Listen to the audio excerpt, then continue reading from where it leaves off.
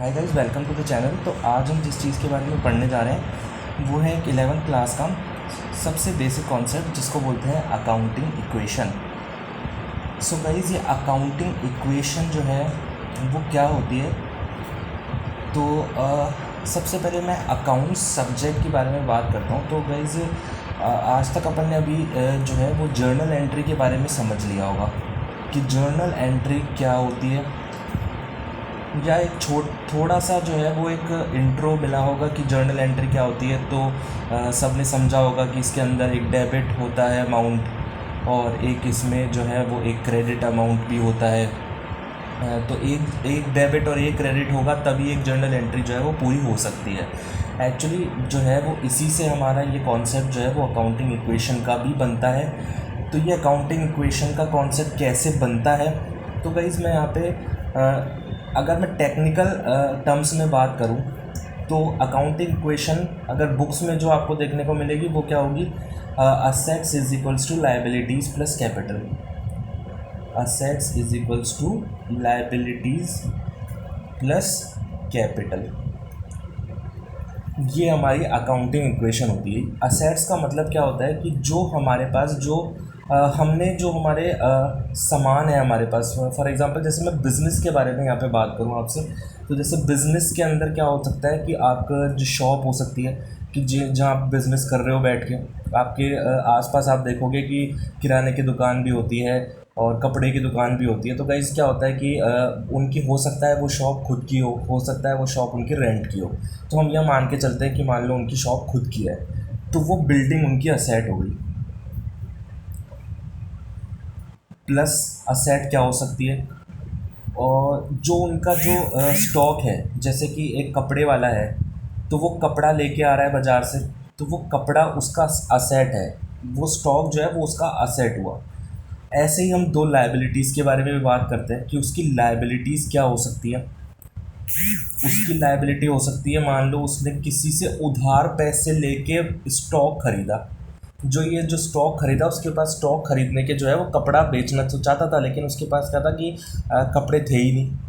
तो वो क्या करे, तो उसने क्या किया कि किसी से उधार लिया, अपने दोस्त से उधार ले लिए। मान लो कि 20,000 रुपये जो है वो उसने अपने दोस्त से उधार ले लिए कि भाई मुझे क्या करना है, कपड़े की दुकान खोलनी है। दुकान मेरे पास है जो कि बिल्डिंग वो मेरी खुद की है, लेकिन मेरे पास क्या है, स्टॉक, यानी कि कपड़ा लाने के पास हमारे पास पैसे नहीं है।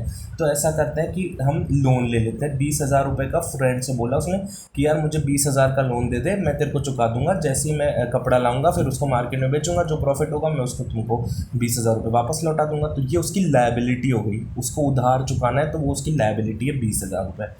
ऐसी अब कैपिटल क्या हुई, अब आप इसमें सोचो कि कैपिटल क्या हुई।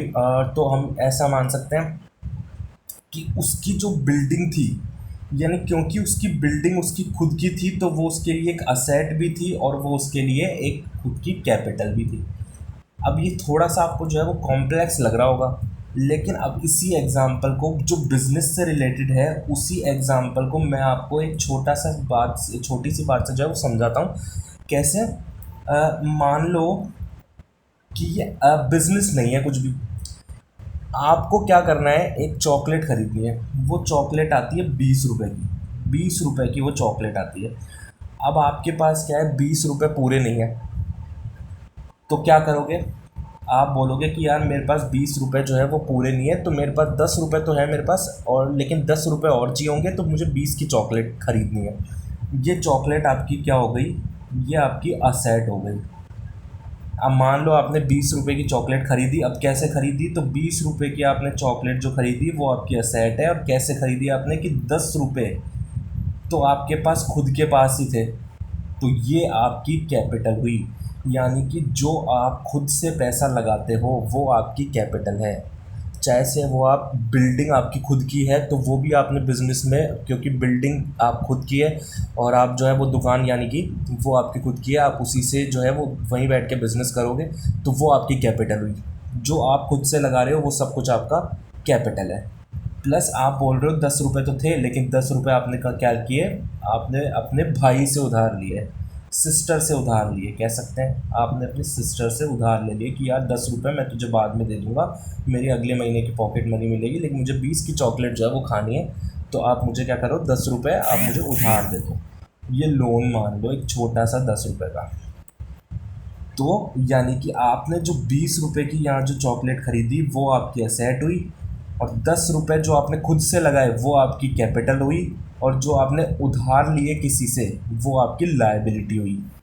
समझ गए आप बात? यही हमारी अकाउंटिंग इक्वेशन होती है।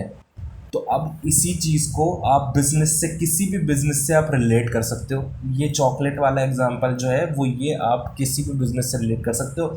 फॉर एग्जांपल मैं आपको बात करता हूँ कि गली में आपके पास एक किराने वाला है, किराने वाले की दुकान है। अब उसको क्या करना है कि उसके पास तो दुकान भी खुद की नहीं है, मान लो वो रेंट पे लिया, उसने रेंट पे लिया है। तो उसने खुद के पैसे क्या लगाए, उसने खुद के पैसे लगाए जीरो। तो उसकी कैपिटल क्या हुई, यानी कि दुकान भी अगर उसकी खुद की नहीं थी तो उसने खुद से कोई भी पैसा नहीं लगाया, हम ये मानते हैं कि कैपिटल उसकी 0 रुपये, कुछ भी नहीं है, उसकी कैपिटल ज़ीरो। उसने है ना पूरा का पूरा क्या किया, किराने का सामान जो है वो किसी दुकानदार से उधार ले लिया, बड़े होलसेलर से उधार ले लिया। तो उसके पास पूरा जो स्टॉक हुआ वो उसने क्या किया, लोन लिया, लोन लिया, और 20,000 का उसने, 20,000 रुपये का उसने लोन ले लिया। मान लो 20,000 रुपये का सामान ला रहा है तो 20,000 पूरे के पूरे उसने पैसे उधार पे लिए, खुद का उसका पैसा एक भी रुपये नहीं है। और अब ये स्टॉक जो उसने लोन पे लिया वो उसकी असेट भी है, जो उसने सामान खरीदा वो उसकी असेट है, जैसा कि चॉकलेट में बताया था कि जो वो खरीदेगा वो उसकी असेट होगी। तो अब क्या इसकी, अब आप इस ट्रांजैक्शन की अकाउंटिंग इक्वेशन इजीली बना सकते हो कि उसने क्या खरीदा, स्टॉक खरीदा, तो ये उसकी असेट है। स्टॉक क्या हो गई हमारी, स्टॉक हमारी हो गई asset, is equal to liability. Liability क्या हुई हमारी, लोन। लोन हमारा जो 20,000 का जो लोन हुआ ये हमारी लायबिलिटी हुई, और प्लस कैपिटल, प्लस कैपिटल कुछ भी नहीं, कैपिटल हमारी ज़ीरो। तो अकाउंटिंग इक्वेशन मिल गई। यानी इक्वेशन की मतलब ही यही होता है कि मतलब LHS और RHS बराबर होना चाहिए, यानी कि लेफ्ट हैंड साइड और राइट हैंड साइड का जो अमाउंट है वो हमेशा इक्वल होना चाहिए। तो देखो यहाँ पे स्टॉक 20,000 और लोन भी कितना, 20,000, और प्लस कैपिटल तो ज़ीरो। तो ये बैलेंस हो गई इक्वेशन। यानी असेट्स जो है यहाँ पे इसकी पूरी की पूरी लायबिलिटी ही है, यानी कि उधार पैसे लेके खरीदा तो ये इसका असेट हुआ और वो लायबिलिटी भी हो गई। तो ये अकाउंटिंग इक्वेशन हो गई। अब आप ये जो है वो इसी कॉन्सेप्ट को ध्यान में रखें, किसी भी छोटे से छोटा बिजनेस से लेके बड़ी से बड़ी कंपनी तक का, रिलायंस इंडस्ट्रीज तक की भी अकाउंटिंग इक्वेशंस बना सकते हैं। हर एक चीज़ का मतलब क्या है, जो भी आप खरीद रहे हो वो आपकी एसेट हुई, या फिर जो आप तक आपका खुद से आपने जो भी लगाया बिजनेस में वो आपकी एसेट हुई, प्लस जो आपने खुद से लगाया वो आपकी कैपिटल भी हुई, और प्लस जो आपने उधार लिया वो आपकी लायबिलिटी हुई। तो आप समझ गए कि अकाउंटिंग इक्वेशन का क्या मतलब होता है कि असेट्स जो है वो किसके बराबर होगी, लायबिलिटीज प्लस कैपिटल। यानी कि हम अगर चॉकलेट खरीदेंगे 20 रुपये की तो 10 रुपये हमारे पास हैं, वो हमारी कैपिटल है, और 10 रुपये हमने उधार लिए तो वो हमारी लायबिलिटी है। तो 10 रुपये और 10 रुपये दोनों मिला के हमने 20 की चॉकलेट खरीद ली, वो हमारा असेट है। सिंपल, ठीक है। तो इसी बेस पे